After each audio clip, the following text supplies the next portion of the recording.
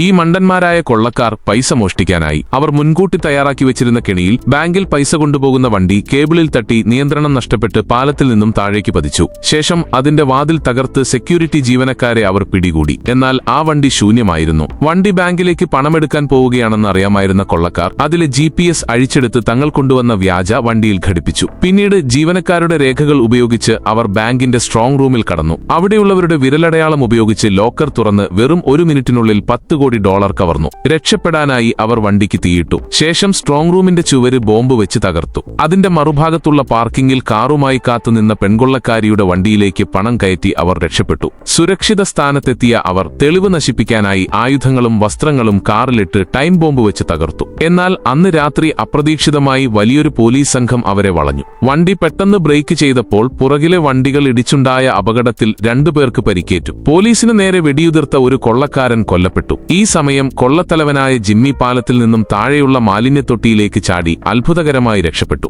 എന്നാൽ ജിമ്മി വീട്ടിൽ തിരിച്ചെത്തിയ ഉടൻ തന്നെ പോലീസ് അവനെ വീണ്ടും വളഞ്ഞു. അവന്റെ ശരീരത്തിൽ ഏതോ ട്രാക്കിംഗ് ഉപകരണം വെച്ചിട്ടുണ്ടായിരുന്നു.